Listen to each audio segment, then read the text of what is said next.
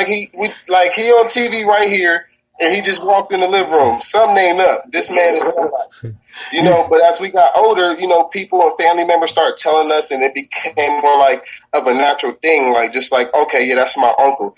And really, like, it didn't hit me or my band till we came out to California, because of course they get love in Ohio. It's Bone Thugs and Harmony. Right. We get mass love.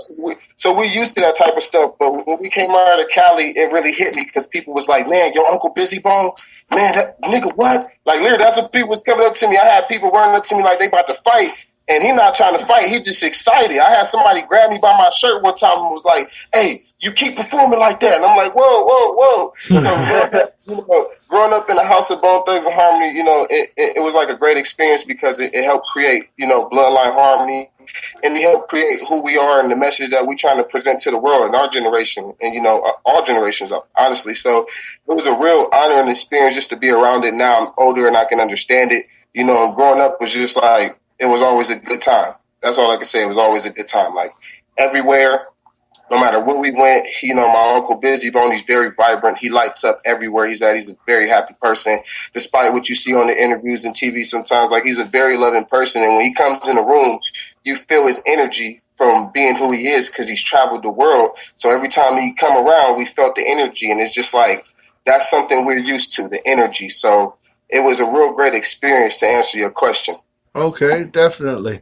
So that leads me to, you got a different perspective than a lot of other people coming into the whole rap music and into the industry itself, Yeah. How do you think it's different for you looking into it than it is for somebody coming from just a regular life, a regular family? I'm looking at it, I look at it different, because I see, like, just because I come from a certain family, I have to work 1,000 times harder, because they're always going to be like, he did this because of, his family. He got here because of his family. Opposed to the average guy, they lightweight have it easy, because they can come up without having, the blessing and the curse of us, having a celebrity name behind you, and they can maneuver, and they can, they can do certain things that you wouldn't be able to do. Like, he can go to a regular artist can go to the studio and pay $20 an hour. If I tell a producer or engineer I'm Busy Bone's nephew, the guy he just charged $25 an hour, he's gonna come back and charge me $75. Okay. And look at me crazy if I don't pay him. So it's like, when people see that name, it's like, some people want to join the movement and some people want to help, and then some people just like, I want that money. So what would set me different from them, and just, the experience is watching, like, you got to work for this shit. Watching my Uncle Busy Bone go through his ups and downs, watching Bone Thugs and Harmony through all their trials and tribulations, and us being Bloodline Harmony, we have to work 10 times harder for this shit. So I feel like the average artist does have it easier than, me and my band members, or, us, what they would call us demigods, because the gods is the artists, and then the artists have the kids, they call us demigods. So, we got a lot of those running around in the industry, just like us, kids of celebrities, and family members of celebrities who's inspiring to do something, and it's 1,000 times harder for us. We have to work hard for that shit. And like, that's just the price that comes with it. And we understand it. So you get some of us who strive, and you get some of us who fall off and like, oh, fuck it, I'm just going to use my family name. I don't care about this shit no more. I'm good. And then you got those like us. It's like, Bone be like, I'm going to give you a handout. We smacking their hand away like, hey, man, put that damn hand away. We cool. People, that's why you don't see us on tours with Bone Thugs and Harmony. You don't see us in a lot of things, because we don't want people to feel like we're using their name to get fame. We have our own unique style. We have our own twist of what we do. Yes, it is. You can say it's somewhat, tailored like a Bone Thugs and Harmony style. Anybody who hears us is going to agree or say that. But in our opinion, we're just doing what sounds natural and right. So we have it 1,000 times harder, bro. 1,000 times harder. And we have to work 1,000 times harder than the average artist. Right. And I think like you guys have it harder in the aspect that you have shoes to fill. Like as an average artist, there's no expectations for you. You go on tour as an underground artist and you're fucking making moves. You go on tour as Bone Thugs kids and it's expected of you. It's not even like an accomplishment. It's just like something you're supposed to be doing. Right. Like we got to beat the Beatles because Bone Thugs beat the Beatles. And if we don't do that, then we ain't go, that's the shit people got to think about. The fastest selling records, Bone Thugs and Harmony, outsold one of the biggest bands. Yeah, that's pretty incredible, and that is a big responsibility and a heavy weight to have on your shoulders. Just knowing that you're gonna have to try to live up to those expectations. Yeah, they had a song called Resurrection that went platinum in 1 week. Like we're talking about facts. So when we come out and we really come out, if we don't come out like knocking, people gonna be shutting the door on us. Like, no, we ain't trying to hear what y'all got to say. So we got to work 1,000 times harder, and we got to fill those shoes. And then we got to become better than those shoes. We got to fill those shoes, then bring in some new shoes. So that's where we at with it. That's definitely a difficult. I can see where you're coming from on that. That's awesome. How long have you guys been doing this? Originally, we started in 2012, and back in 2012, if you look on Instagram or let's say YouTube, we went under a name called STIG, which is So Throw the Game. We was paying homage to Texas artists because back then that's what we were really into. We listened to a lot of Texas music, and we wanted to, come out with that type of twist with the Bone Thugs and Harmony twist and blend it in together. But, later down the road, people started calling us Little Bone and artists, and then we always been Bloodline, but we just officially made Bloodline Harmony. But what was the question again? I smoked too much weed. I barely remember the question in the first place. I smoked too much weed. I don't remember the question, you goddamn stoners. Look, he said, how long y'all been doing this? This is real as it's gonna get. Every interview with Cleve, it's gonna be as real as this. I ain't sugarcoating shit. Hey, nigga, I forgot what you said. Listen, brother, I was trying to hit the blunt. You was talking. I was thinking about how good the weed was, trying to finish his question. Got lost in the conversation. I don't know how the fuck we got here. I'm trying to get back now. That's why I'm here. I keep y'all on track. that's why he's here, because we need him. Because if he wasn't here, I'd be like, look, bro, we gotta move to the next question. Sorry, fans. Right. Hey, if it wasn't for Duke, man, I'd be fucked half the time. He mellows me out a little bit because I get a little rambunctious sometimes. Hey man, I'll be getting that vibe. You feel me? Like I'll be getting it. I ain't went there yet, but I'm like, yeah, he balancing me out because I'll be ready to go crazy, and he'd be like, look, please, you got it, bro. And I'm like, hey, that's all I need. Somebody encouraging me, rooting me in my corner, because I'm gonna root for you like you root for me. I'm gonna match your move. Like, okay, this is what we doing. This is what we gonna do. Right. And bro, I'm gonna just say this, man. It's a huge honor for me to be working with you. You already know that we've had this conversation several times, but the public might not know how lucky I feel to be working with you. And, they might not be seeing the moves that we're making behind the scenes, but they're going to see real fucking quick, and it's going to hit him in the face, dude, like a brick. Like Debo got hit. Damn, that's a hard pick.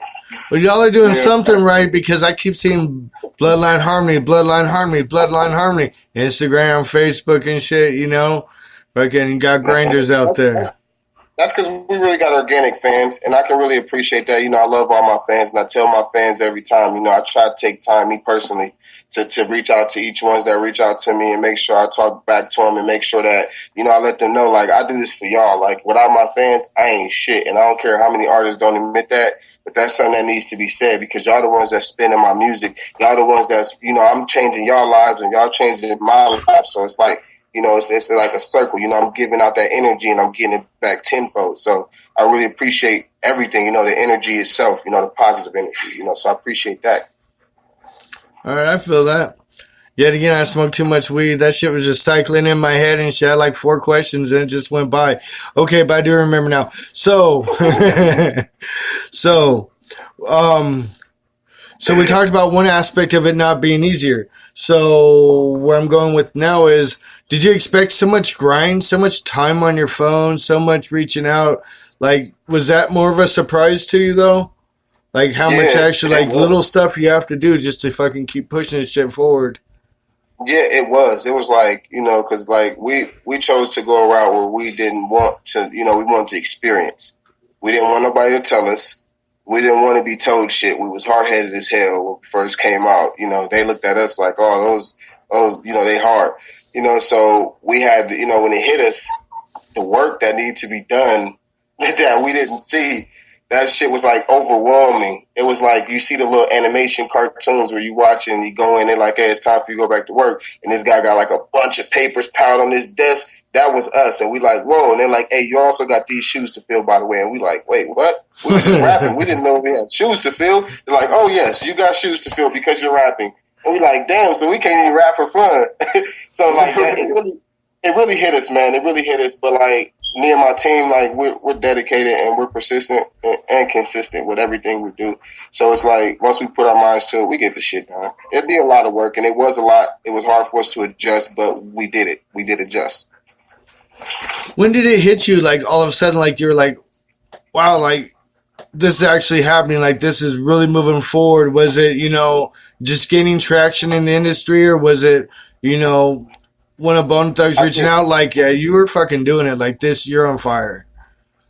Okay, I'm not gonna lie. It was when we came to like we always felt that way, but like I said, we've gotten natural love from Ohio because that's where we're from. That's where Bone Thugs and Harmony from. It's a house name out there, so it's like we've always received that natural love. But when we came out to California and we did a show with and it wasn't an opening. That was the cool part. We did a show. They was like, no, y'all not gonna open. Y'all gonna do a show with us. We're gonna do a show.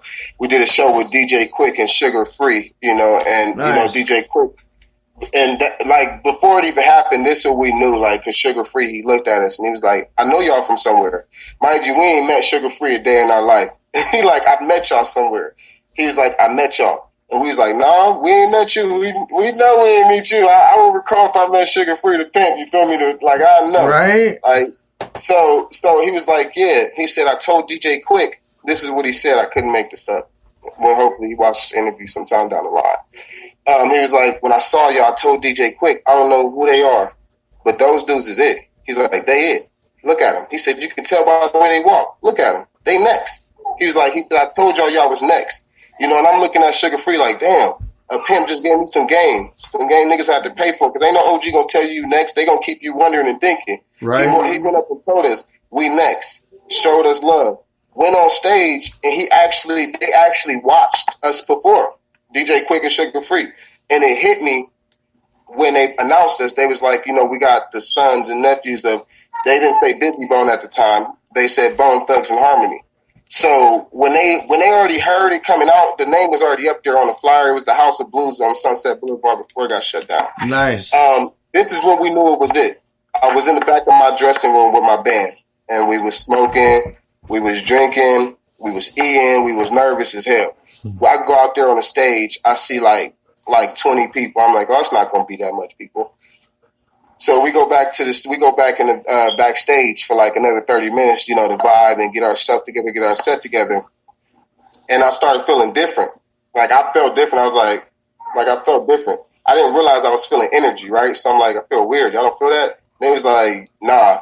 They're like, you tripping? So I go out there and I peek behind the curtains, and the entire fucking whole House of Blues was filled. A line wrapped outside of the club.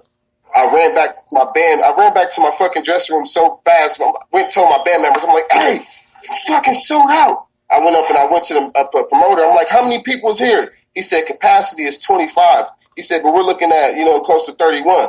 I'm like, this is our first show in California? I'm like, oh, shit. And when we went out there to perform, the crowd showed us so much fucking love. They showed us so much love. It was like they didn't know what to expect. And it's a piece of the footage on YouTube under Bone Thugs Kids. And you'll see me because I'm the first one who's rapping. And then you'll start hearing the crowd like, they start acting right like, oh. And that's when the phone go off because that's when everybody was like, oh, shit. These dudes is the real deal.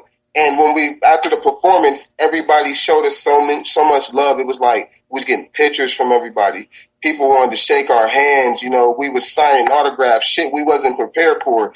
We was, thousands of people want to record us on, all this shit. And that's when it hit me. And that was in 2015. I'm like, oh, this shit is real, dog.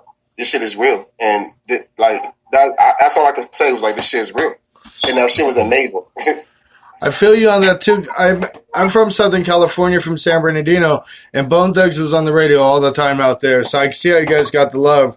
And Sugar Free, dude's a legit dude, man. Like that's I give you mad props just for fucking him, him and DJ Quick showing you guys that love like that. Fucking Oh yeah, we fuck with DJ Quick, a lot, man. I got a few, moments, personal moments, that I can recall, and it's like,